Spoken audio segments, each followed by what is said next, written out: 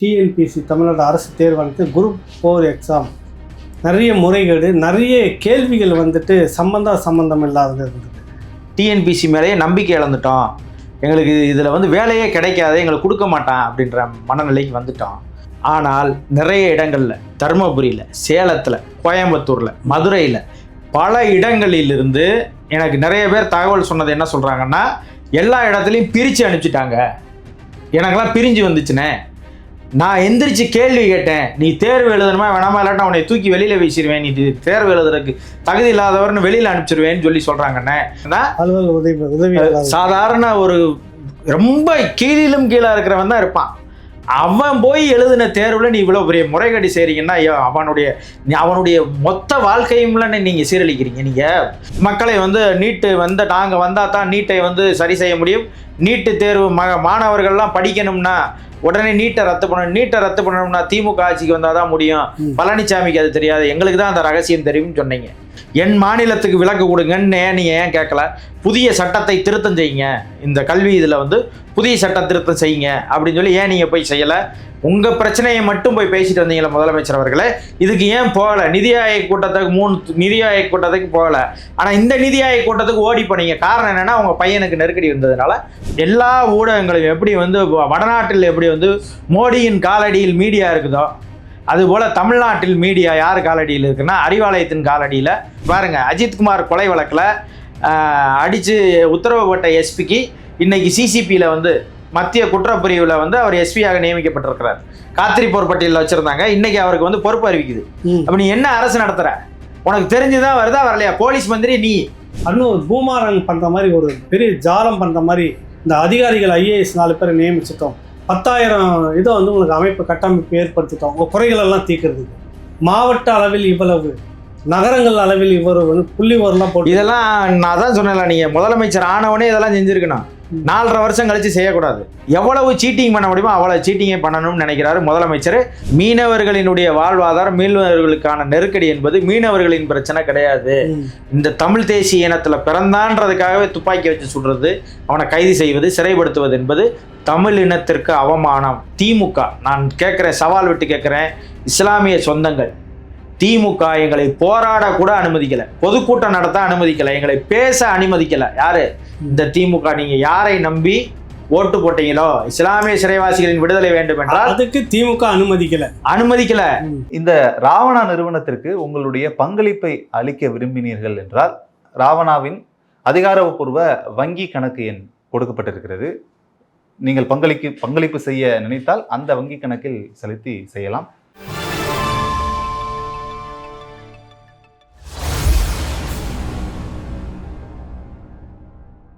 ராவணா பார்வையாளர்கள், தமிழ் உறவுகள் மற்றும் ராவணா நல விரும்பிகளுக்கு வணக்கம்.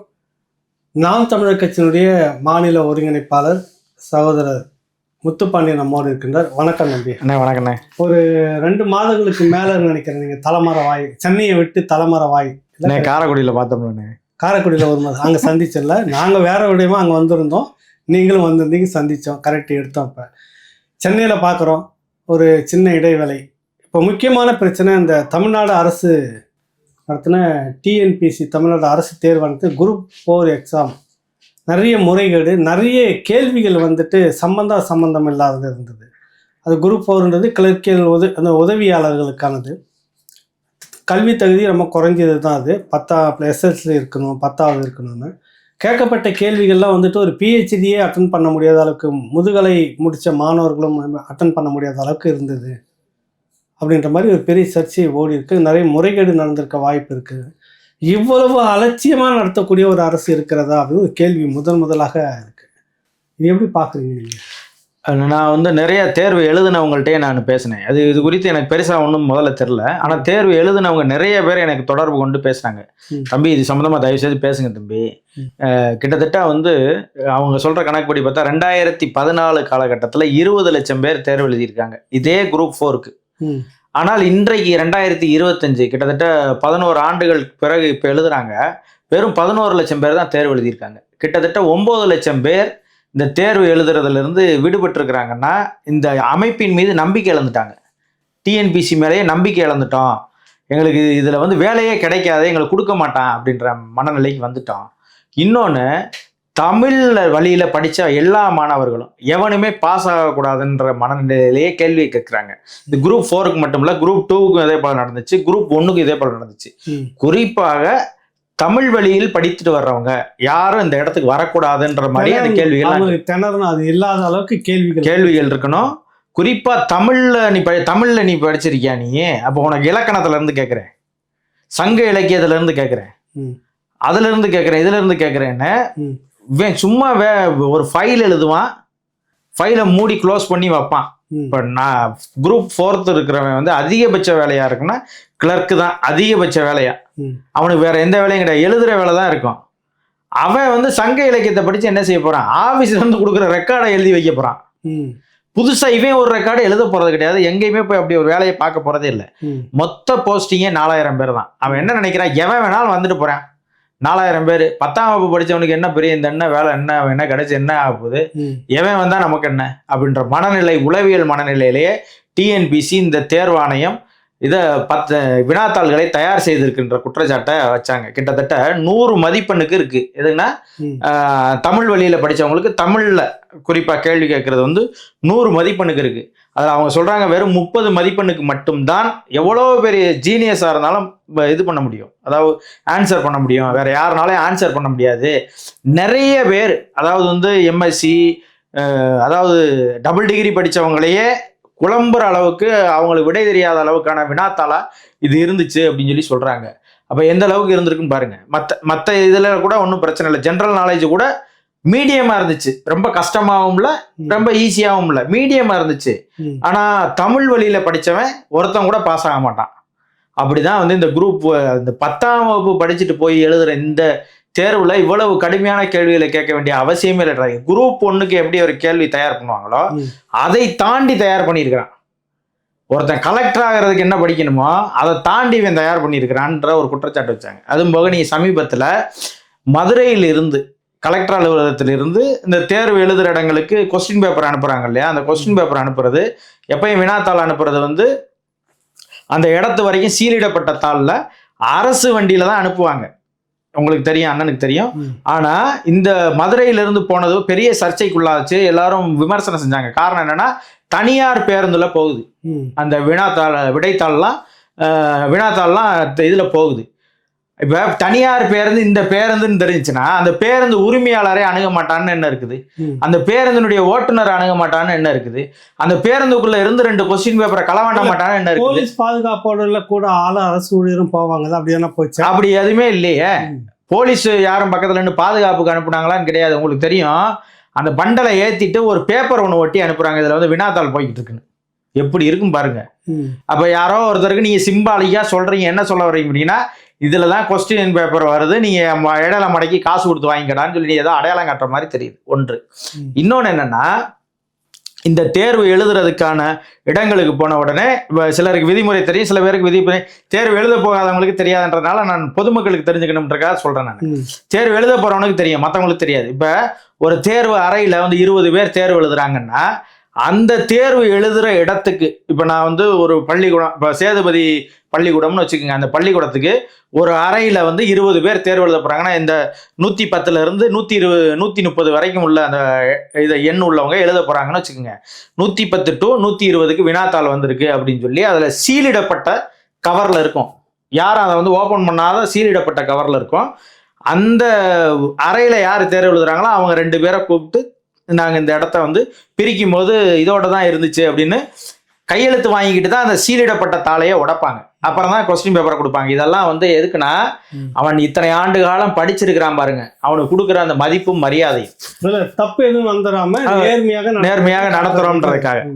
ஆனால் நிறைய இடங்கள்ல, தருமபுரியில, சேலத்துல, கோயம்புத்தூர்ல, மதுரையில பல இடங்களிலிருந்து எனக்கு நிறைய பேர் தகவல் சொன்னது என்ன சொல்றாங்கன்னா, எல்லா இடத்துலையும் பிரிச்சு அனுப்பிச்சிட்டாங்க, எனக்கெல்லாம் பிரிஞ்சு வந்துச்சுனே, நான் எந்திரிச்சு கேள்வி கேட்டேன், நீ தேர்வு எழுதணுமா வேணாமா, இல்லாட்டா உன்னை தூக்கி வெளியில வீசிடுவேன், நீ தேர்வு எழுதுறதுக்கு தகுதி இல்லாதவர்னு வெளியில அனுப்பிச்சிருவேன்னு சொல்லி சொல்றாங்கண்ணே.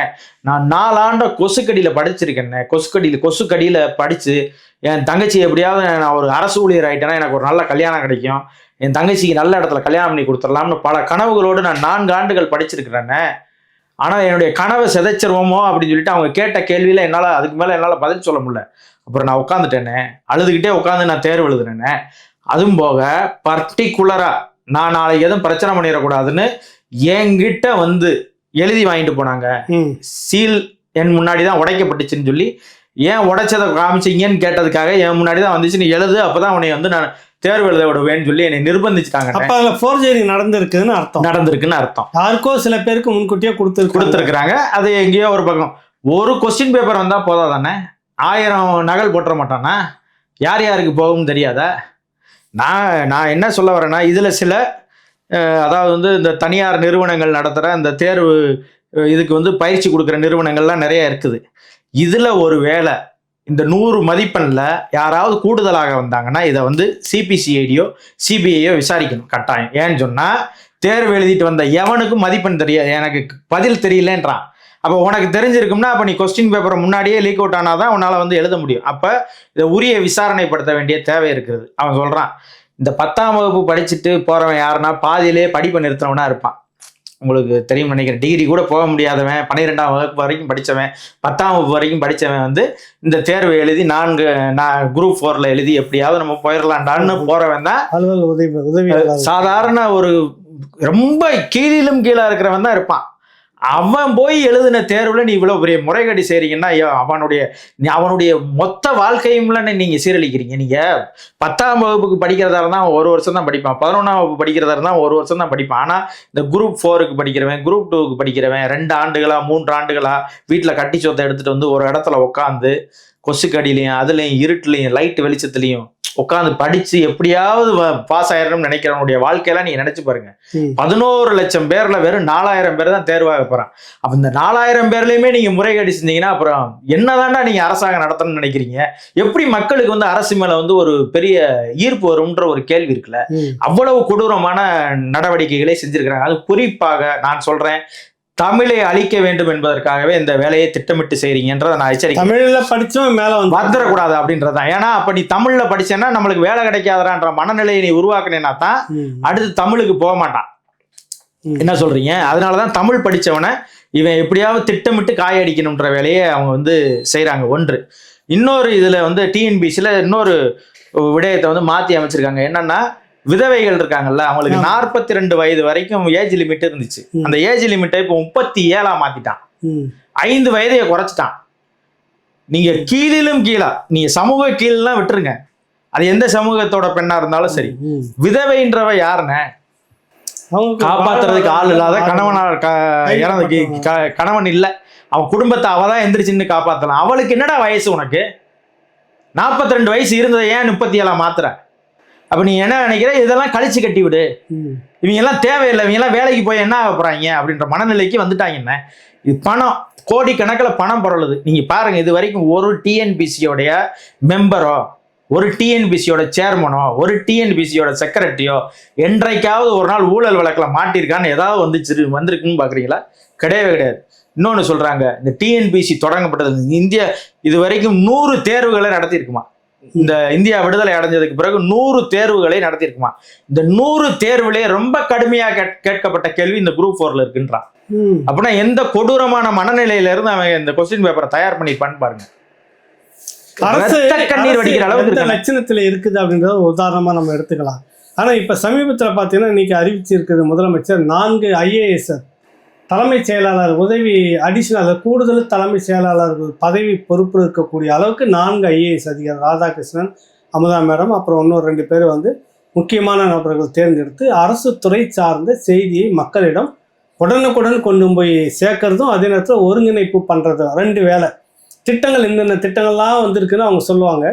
என்னுடைய ஒரு விடயம் இந்த மாதிரி இருக்குதுனாக்கா உடனே அந்த சம்மந்தப்பட்ட துறையோட பேசி அதை வந்து ஷார்ட் அவுட் பண்ணணும், முடிக்கணும், என்ன எதுன்னு கவனிக்கணுன்றதுக்காக அந்த துறை இப்படியாக ஒரு 4 IAS அதிகாரிகளை நியமித்து தமிழ்நாடு முழுக்க ஒரு ஒருங்கிணைப்பு மாவட்ட ஆட்சித் தலைவர்களை ஊராட்சி ஒன்றிய அளவுக்கு பேரூராட்சி அளவுக்கு அங்கங்கே கிட்டத்தட்ட 10,000 முகாம்களை வச்சு உடனடியாக பேசி நாங்கள் குறைகளை தீர்த்துருவோம்.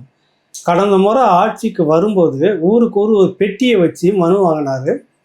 அது என்ன குறை இருக்குதோ கொடுங்க, நாங்கள் வந்த உடனே ஷார்ட் அவுட் பண்ணிடுறோம், அதை முடிச்சு கொடுத்துட்றோம் உங்களுக்கு அப்படின்னு சொன்னாங்க. அது எங்கே இருக்குன்னு இன்ன வரைக்கும் தெரியல. அது ஏதாவது முடிச்சாரான்ற விவரமும் இல்லை, கேட்டுட்டாங்க நிறைய பேர்.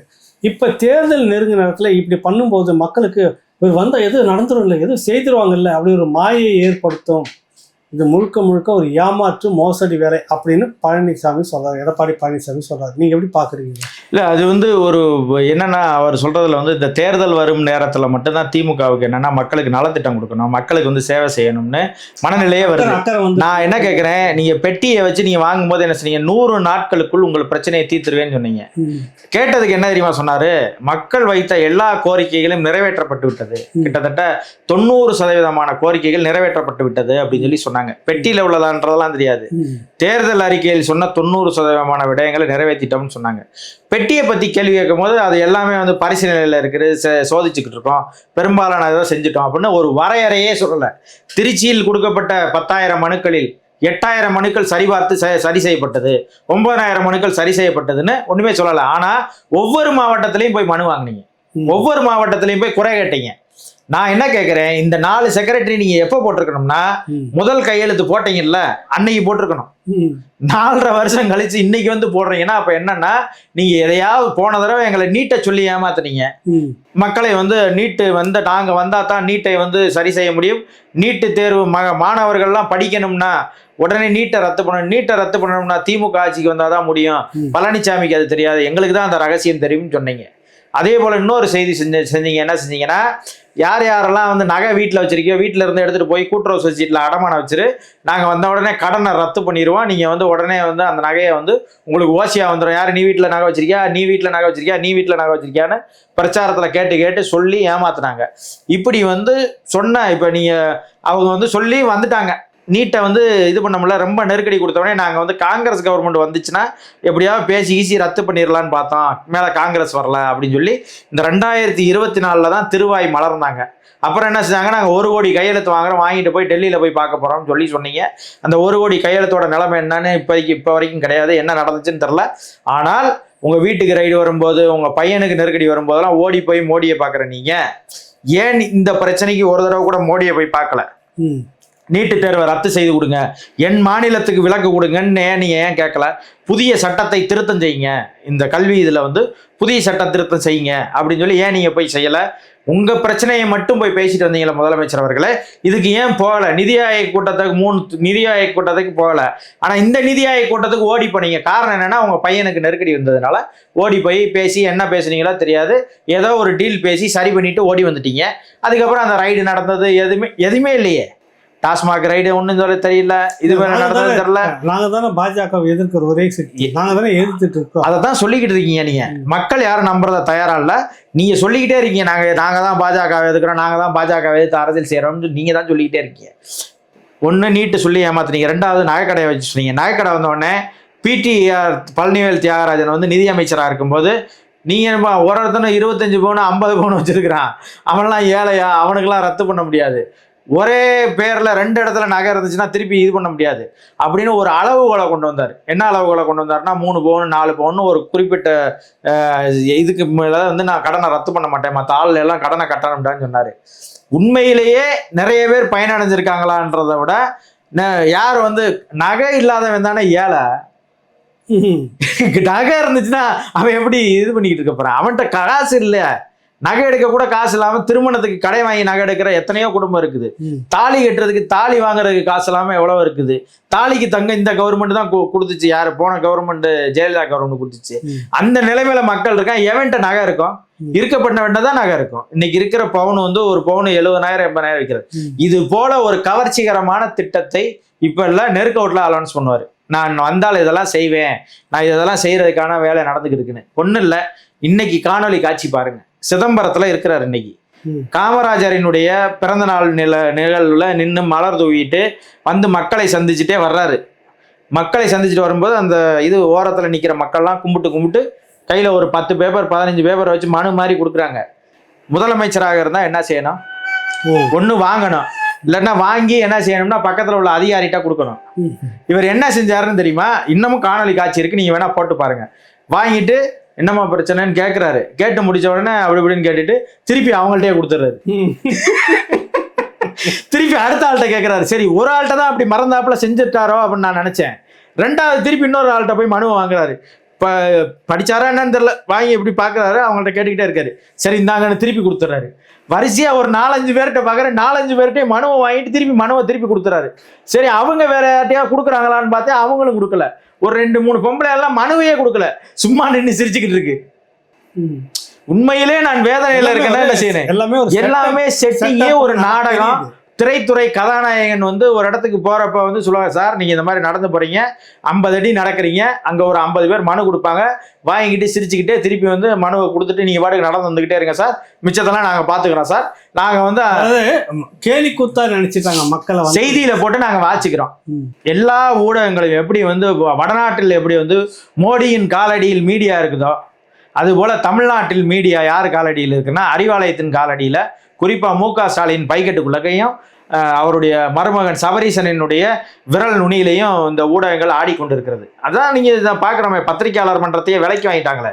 இருக்கிற பத்திரிகையாளர், மொத்த பத்திரிகையாளரும் இன்னைக்கு வந்து ஸ்டாலினுடைய ஆதரவாளர்களாக, பத்திரிகையாளர் மன்றத்திலிருந்து பத்திரிகையில வேலை செய்யற எல்லாருமே தங்கள் ஆதரவாளராக மாறிட்டாங்க. நீங்க வீடியோ காட்சியில என்ன வேணாலும் செஞ்சுக்கங்க, அதுக்கப்புறம் நாங்க வாசிப்போம், மோடி வந்தார் நடந்தார் பாத்தீங்கல்ல அப்படின்னு நாங்க அப்புறம் ரைட் அப் சொல்லிக்கிறோம், நாங்க எழுதிக்கிறோம். இன்று சிதம்பரத்தில் குலுங்கியது, 1 லட்சம் மக்களிடம் மனு வாங்கினார், நாங்க சொல்றதானே, பத்திரிகையில நாங்க போடுறதானே. அப்புறம் அதை வச்சு ஒரு டிபேட் பண்ணிக்கிறோம், பழனிசாமி இப்படி சொல்கிறாரு, இது நடக்குமா நடக்காதா? இல்ல இப்ப 4.5 வருஷம் முடிஞ்சிருச்சு, இப்போ போய் தான் வேக வேகமாக பட்டி தொட்டி எல்லாம் குறைகள் தீரும் மக்களோடு. நான் அப்போ இது வரைக்கும் மக்களோட இல்லையான்ற ஒரு கேள்வி இருக்கு. இல்லை, வெளியில எங்க வந்தாரு? முதலமைச்சர் வீட்டை விட்டே வெளியில வரலையே.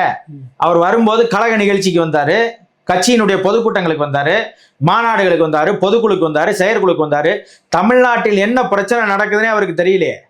ஒவ்வொரு பிரச்சனையின் போதும் எதிர்கட்சியாக இருக்கும் போது குரல் கொடுத்தாரா இல்லையா? இன்றைக்கு அவர் கட்சி நடத்தி கொண்டிருக்கும், அவர் ஆட்சியில் நடக்கும்போது ஒரு பிரச்சனை நடக்குதுன்னா அதற்கு உடனே ரியாக்ட் பண்ற இடத்துல இருக்க வேண்டியவர் அவரு ரியாக்ட் பண்றாரா? இன்னைக்கு பாருங்க, அஜித்குமார் கொலை வழக்குல அடிச்சு உத்தரவு போட்ட எஸ்பிக்கு இன்னைக்கு சிசிபியில வந்து மத்திய குற்றப்பிரிவுல வந்து அவர் எஸ்பியாக நியமிக்கப்பட்டிருக்கிறார். காத்திரிப்போர் பட்டியலில் வச்சிருந்தாங்க, இன்னைக்கு அவருக்கு வந்து பொறுப்பு அறிவிக்குது. அப்ப நீ என்ன அரசு நடத்துற? உனக்கு தெரிஞ்சுதான் வருதா வரலையா? போலீஸ் மந்திரி நீ, முதலமைச்சர் கையில தானே போலீஸ் மந்திரியா இருக்கிறாரு, உனக்கு தெரியாம எப்படி அறிவிப்பு வரும்? அஜித்குமார் படுகொலையில எஸ்பி பிரச்சனையில இருக்கிறாருன்னு சொன்னா நீங்க தான் காத்திருப்போர் பட்டியல தூக்கி போட்டீங்க. எஸ்பி சொன்னாரா சொல்லலையான்னு இன்னும் சிபிஐ விசாரிச்சு முடிக்கல. விசாரிச்சு முடிச்சிருச்சா? இன்னும் 1 மாதத்துக்குள்ள நீதிமன்றத்துக்குள்ள நீங்க சமர்ப்பிக்கணும்னு சொல்லிருக்கீங்க. அதுக்குள்ள அவசரமாக நீங்க இன்னும் விசாரணையே முடியல. சிபிஐ ஒருவேளை அவர் குற்றமற்றவர், அவருக்கு இதுக்குன்னு தெரியல, அவர் நாலேஜ் எல்லாமே டிஎஸ்பி செஞ்சுட்டாரு அப்படின்னு சொன்னா நீங்க அவரை நாங்க விடுவிச்சிட்டோம்னு சொல்லலாம். காத்திருப்போர் பட்டியலில் இருந்தவரை நீங்க எப்படி தூக்கி நீங்க இப்ப அறிவிக்க முடியும்? போஸ்டிங் போட்டிருக்கிறார். ஏன் போடுற? அப்ப உனக்கு தெரியுமா தெரியாதா? நாட்டுல நடக்கிறதா தெரியுதா இல்லையா? இல்ல, இது வந்து இப்ப கூட இருக்கக்கூடிய ஒட்டு திணைகள் என்ன வாசிக்கிறாங்கன்னா, அதிகாரிகள் கட்டுப்பாடு ஸ்டாலின் கிட்ட இல்ல, டெல்லி கிட்ட இருக்குது, அவங்க தான் அப்படிலாம் பண்றாங்க, எது நடந்தாலும் டெல்லி தான் அப்படின்னு தான் சொல்லிட்டு இருக்கிறாங்க. உங்களுக்கு பொதுவாகவே வந்துட்டு எஸ்பிக்கு தெரியாமல்லாம் வாய்ப்பு இல்லை. என்னன்னா எஸ்பி சிஐடின்னு ஒன்று தனியாக இருக்கும், எஸ்பி இன்ஸ்பெக்டர்னு ஒருத்தர் தனியாக இருப்பார். அந்த உளவுத்துறையிலே அவருக்கு நேரடியாக தகவல் கொடுக்கக்கூடிய டீம்னு ஒன்று இருக்கும். குறிப்பிட்ட ஒரு ஸ்டேஷனில் இந்த மாதிரி ஒருத்தனை இப்படி பண்ணியிருக்கிறாங்க அப்படின்றது உடனடியாக எஸ்பி கிட்ட போயிட்டுருக்கும். அதெல்லாம் இல்லாமல் நடந்திருக்க வாய்ப்பே இல்லை. இதெல்லாம் சிபிஐ விசாரணையெல்லாம் வந்து உள்ளே வரும். கடைக்கோடி கிராமத்தில். சரி, நான் என்ன கேட்குறேன், இந்த ஒட்டு திண்ணைகள்லாம் கேட்குறாங்கல்ல, டெல்லியின் கட்டுப்பாட்டுல அதிகாரிகள்லாம் இருக்காங்கன்னு சொல்றாங்கல்ல. இப்ப ஸ்டாலின் ஓரணியில் தமிழ்நாடுன்னு ஒண்ணு நடத்திக்கிட்டு இருக்காரு, தெரியுமா தெரியாதா உங்களுக்கு? எல்லா ஊர்லயும் போய் மக்களை சந்திச்சு ஓரணியில் தமிழ்நாடுனோடனே நான் என்ன நினைச்சேன்னா, மோடியை எதிர்க்கிறதுல ஓரணியில தமிழ்நாடு திரளணும்னு சொல்றாரு போலன்னு நான் நினைச்சேன். பேரு தான் அப்படி இருக்கு, எப்படி பசுமை தாயகம், பசுமை திட்டம் அப்படின்ற மாதிரி பேரு வந்து ஓரணியில் தமிழ்நாடு. உள்ள என்னன்னா உறுப்பினர் சேர்க்கை நடத்துறது. திமுக உறுப்பினர் சேர்க்கைன்னு போட்டா காரி துப்பு வாங்கிடும்ன்ற பயத்துல ஓரணியில் தமிழ்நாடுன்னு பேர் வச்சிருக்கீங்க. அதுல வச்சுட்டு ஒரு 7 கேள்வி கேட்குறாங்க. எதுல? ஓரணியில் தமிழ்நாட்டுல. அந்த 7 கேள்வியில வந்து என்ன செய்யறாங்கன்னா, மீண்டும் ஸ்டாலினே முதலமைச்சராக வரணும்னு விரும்புறீங்களா? டெல்லியினுடைய உத்தரவுகளுக்கு அச்சப்படாத முதலமைச்சர் வேண்டும் என்று விரும்புகிறீர்களா? மத்திய அரசின் திட்டங்களை எதிர்த்து போராடுகிற முதலமைச்சர் வேண்டும் என்று விரும்புகிறீர்களா? இப்படி கேள்வி கேட்கிறாங்க. அப்புறம் மத்திய அரசுக்கு திட்டங்களை எதிர்த்து போராடுகிற முதலமைச்சராக இருந்தால் ஏன் மத்திய அரசினுடைய அலுவலர்களாக மத்திய அரசின் கட்டுப்பாட்டில் இருக்கிற அதிகாரிகளை ஏன் தமிழ்நாட்டில் வேலைக்கு வச்சிருக்கீங்க? தூக்கி வீசுங்க, நீங்க தான் யாரையும் மதிக்க மாட்டீங்கல்ல, மத்திய அரசின் கட்டுப்பாட்டில் தான் நீங்க இருக்க மாட்டீங்கல்ல, நீங்க தான் அன்கண்ட்ரோல், தமிழ்நாடு எப்பொழுதும் அவுட் ஆஃப் கண்ட்ரோல் அப்படின்னு சொல்லி மேடையில பேசுறீங்கல்ல, பேச வேண்டியதானே? ஏன் பேச மாட்டீங்க?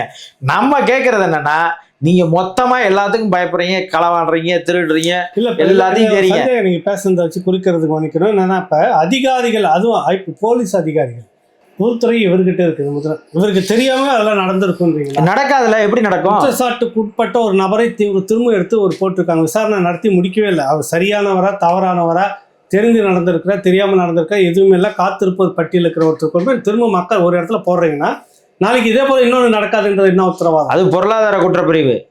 முதல்ல ஏற்கனவே என்ன பிரச்சனை, நகையை காணாம போச்சுன்னு இழுத்துட்டு போய் வச்சு அடிச்சுதான் கொண்டாங்க. பொருளாதார குற்றப்பிரிவு என்பது நான் வந்து உங்கள்கிட்ட பணம் கொடுத்து ஏமாந்துட்டேன், குடுக்கல் வாங்கல் பிரச்சனை உள்ள இடத்துல தான் இந்த மாதிரி நடந்துருச்சு.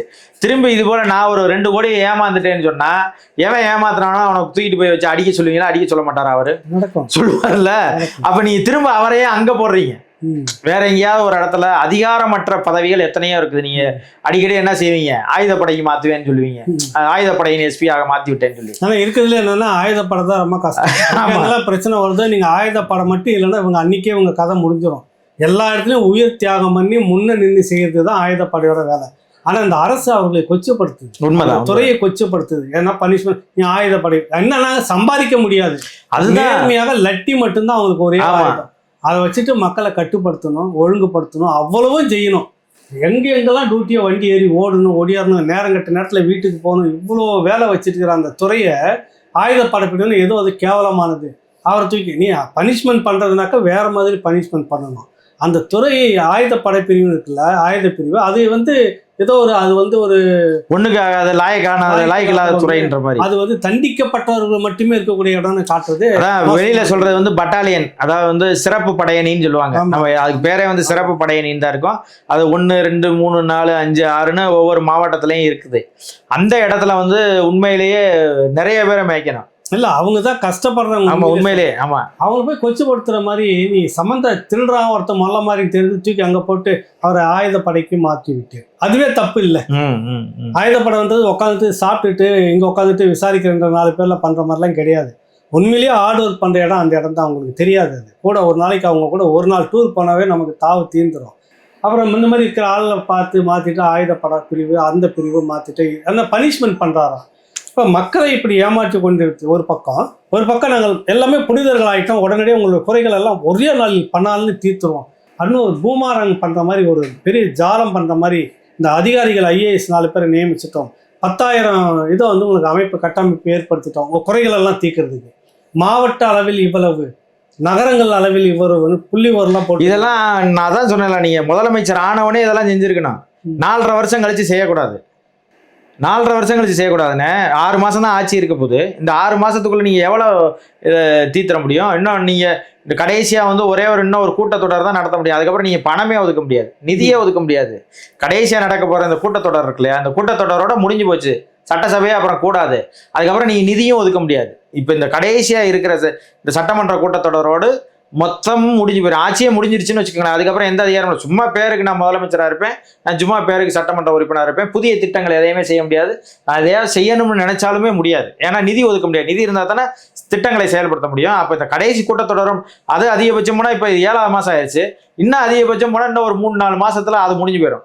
அதிகபட்சமாக நான் சொல்கிறேன் டிசம்பர் வரைக்கும் கூட நடக்கலாம். டிசம்பர் வரைக்கும் நடக்கிறதுக்கு வாய்ப்பு இல்லை, நவம்பருக்குள்ளே முடிஞ்சிடும். அக்டோபர் நவம்பருக்குள்ள இந்த கூட்டத்தொடர் கூட்டத்தொடர் முடிஞ்சுன்னா அதான் முடிஞ்சு போச்சு.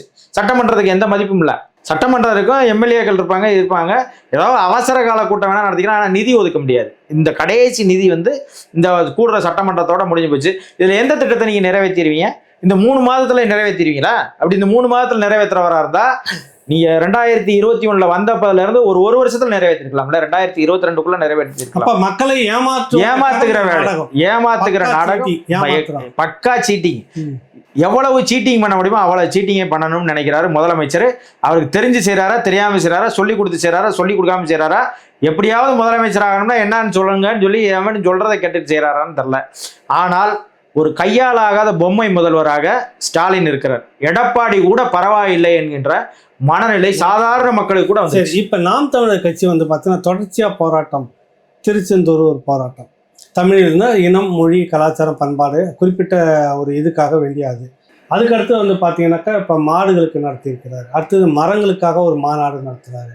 அதுக்கடுத்தது இன்னொரு வந்து மீனவ மக்களுக்கான ஒரு பெரிய இதுக்கு ஒரு போராட்டம் நடத்த போகிறதா சொல்கிறாரு. அப்புறம் பஞ்சமர் நிலம் மீட்பு, அதுக்கு முன்னாடி தெற்க வந்து தேவேந்திர குல வேளாளர்கள் பட்டியல் சமூகத்திலேருந்து வெளியேற்றம், அதுக்கு ஒரு மாநாடு நடத்த போகிறதா சொல்கிறாரு. அப்புறமா வந்து வெள்ளூரோ இல்லை திருவண்ணாமலையோ விழுப்புரமோ வட மாவட்ட பக்கத்தில் பஞ்சமர் நில மீட்பு போராட்டத்துக்கு ஒன்று அறிவிக்க போகிறோம் பெரிய அளவில் அப்படின்னு சொல்லிட்டு இருக்கிறாரு. இப்போ குறிப்பிட்ட ஒரு சமூகத்துக்காக பண்ணிட்டு வராரோ, கல் இறக்குற போராட்டம் பண்ணாரு, அது ஒரு சொன்னதெல்லாம் பார்த்துருப்பீங்க. வன்னியரசு ஒன்று மற்றவங்க சவுக்கு ஒரு சாதிக்கானது, அது மாடு மேய்க்கிறது அது ஒரு சாதிக்கானது அப்படின்னு முத்திரை குத்திக்கிட்டு இருக்கிறாங்க. இப்போ அந்த மாதிரி தான் ஒன்று நடத்திக்கிட்டு மாதிரி தோணுது. தேர்தலுக்காக வேண்டி இப்படியான திட்டங்களா?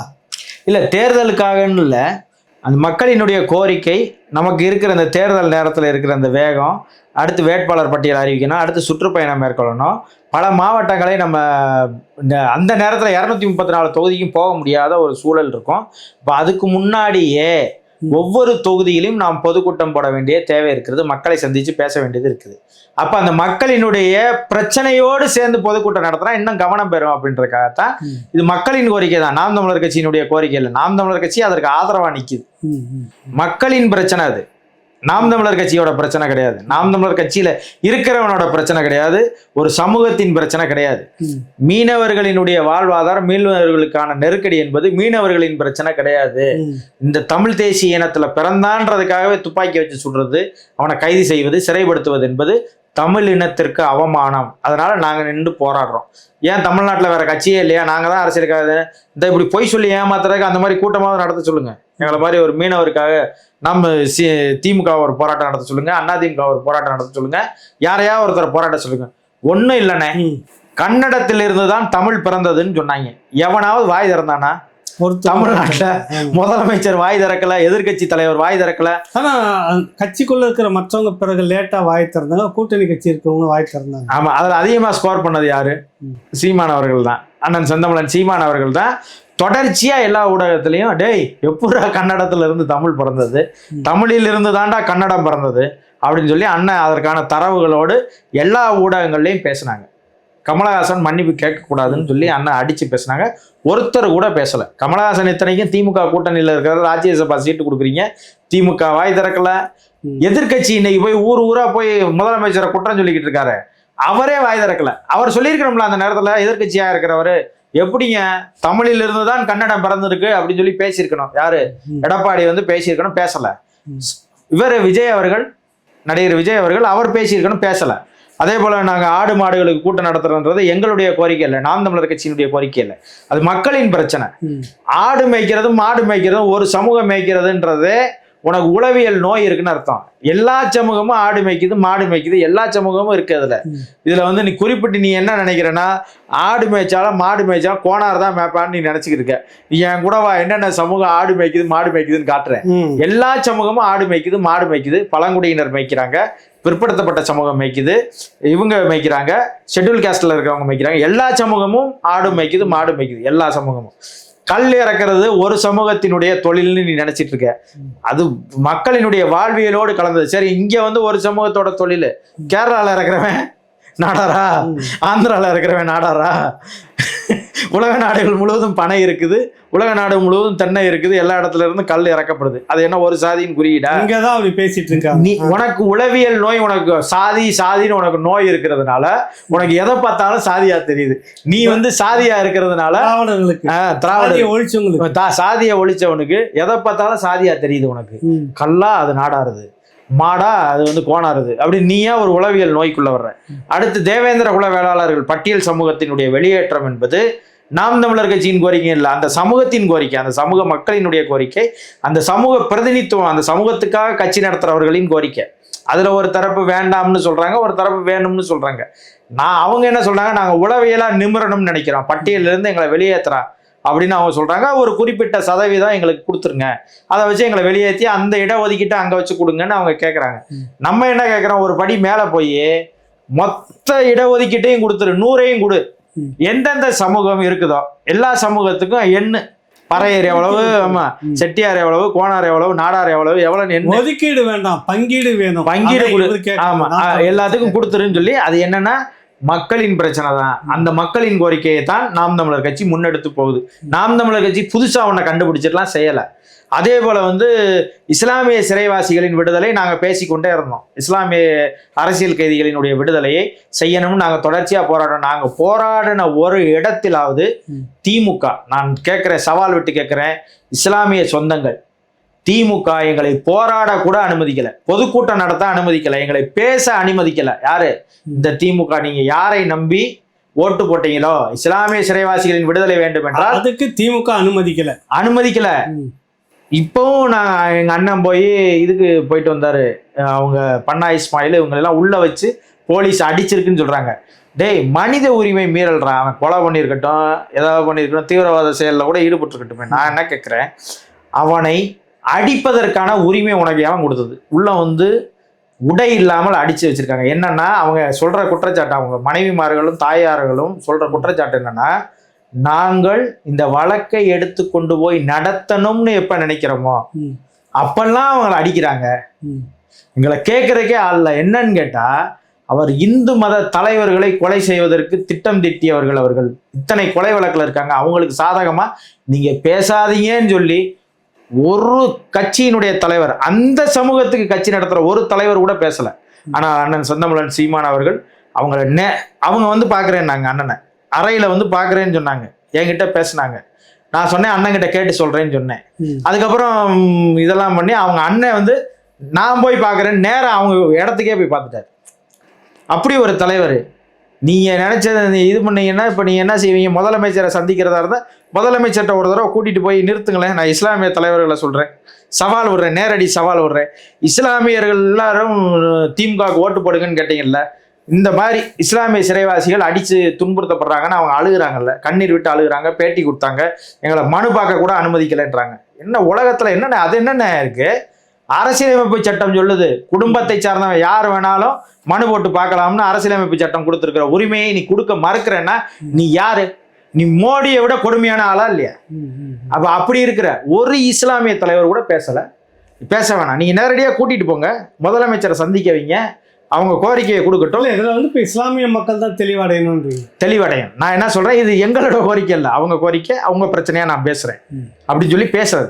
இன்னைக்கு மக்களின் பிரச்சனையை பேசுவதற்கு ஒரு தலைவரை தேடுறான் மக்கள்.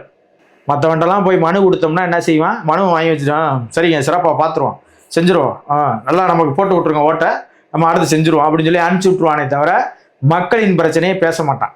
பஞ்சமர் நில மீட்பு என்பது பன்னெடும் காலமாக கிட்டத்தட்ட வெள்ளக்காரன் காலகட்டத்திலிருந்து கொடுக்கப்பட்ட 12 லட்சம் ஏக்கர் நிலத்தை ஆட்டையை போட்டு வச்சிருக்கான். இதை பத்தி யாராவது பேசுங்கன்னு யாரு கேட்டுக்கிட்டே இருக்கிறா?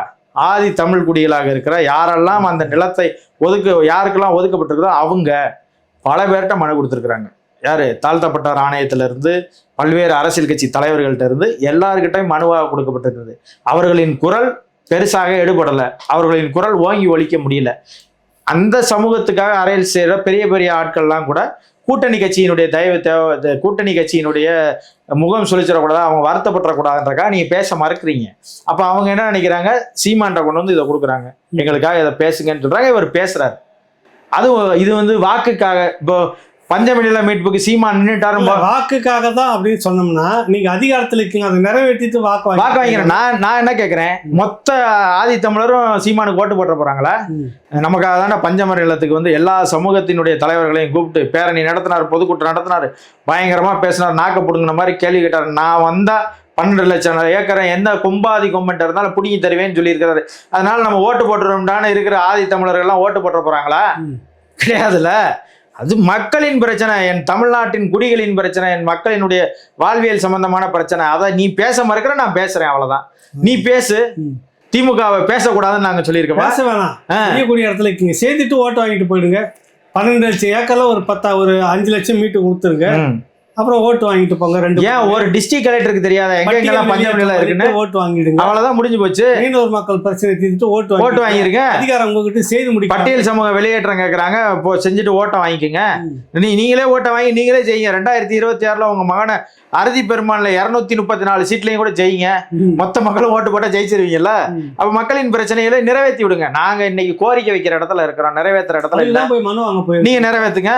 அதுக்கு தான் இப்போ மனு. சரி, இதுல யாருமே ஒருத்தர் கூட நீங்க சிதம்பரத்துக்கு போனீங்க, சிதம்பரத்துல ஒரு பச்சை தமிழன் கூட பஞ்சமி நிலத்தை மீட்டு கொடுங்கன்னு சொல்லி ஒரு தமிழன் கூட இது கொடுக்கல, மனு கொடுக்கல. டாஸ்மாக் கடையை அடையன்னு எவனும் மனு கொடுக்கலையா? எங்களுக்கு வாழ்வாதாரத்தை ஏற்படுத்தி கொடுக்கணும் ஒருத்தன் கொடுக்கலையா? விவசாய நிலங்களை எடுக்காதீங்கன்னு பரந்தூர் விமான நிலையத்துக்கு போராடிட்டு இருக்காங்க, அதுல ஒருத்தன் கூட உங்களுக்கு மனு கொடுக்கலையா? பரந்தூர்ல விமான நிலையம் எடுக்காதீங்க. யாரும் அந்த மாதிரி மனு கொடுக்கறது இல்லை, நீங்க தான் பேசிட்டு இருக்கீங்க. வெட்ட வெளிச்சமா உங்களுக்கு தெரியுது என்னென்ன மக்கள் பிரச்சனை இருக்குன்றது எல்லாத்துக்கும் தெரியுது. இப்ப நான் சொல்ல வேண்டியதில்லை, ஒண்ணு இல்லை, இந்த 4 ஆண்டுகள்ல 2021 மக்கள் பேசிய போராட்டங்கள் என்னென்னு நீ எடுத்து பார்த்தீங்கன்னா அதுதான் மக்களின் பிரச்சனை. கண்ணு முன்னாடி தெரிஞ்ச பிரச்சனை, கண்ணுக்கு தெரியாத பிரச்சனையை விடு, கண்ணுக்கு முன்னாடி இருக்கிற பிரச்சனைக்கு இதுவரை தீர்வு காணாத இந்த அரசாங்கம் இந்த 3 மாதத்திலையும் 6 மாதத்திலையும் தீர்வு காண போதா? பரந்தூர் விமான நிலையத்துக்கு தீர்வு காண சொல்லுங்க. எதுக்குமே தீர்வு காணல. ஏமாற்றுவதற்காக முழுக்க ஏமாற்று, போலி நாடகம், வெற்று கூச்சல், மீடியாக்களின் புலம்பல், அவ்வளவுதான். இதுதான் நல்லது. அடுத்த நிகழ்ச்சியில் நம்ம சந்திப்போம். நன்றி. வணக்கம்.